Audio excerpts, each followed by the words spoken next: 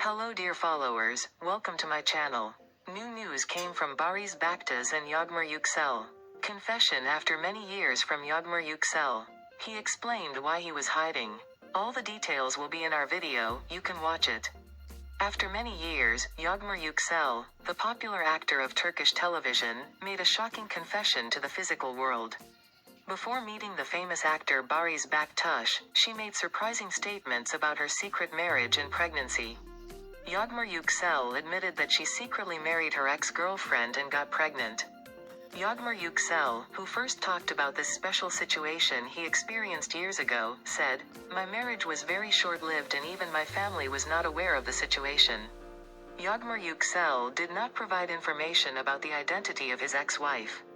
The famous actress announced that she kept her pregnancy secret and planned to give birth abroad, but unfortunately she miscarried and lost her baby. We will inform you of the developments regarding the subject. Stay tuned to our channel. Bye bye.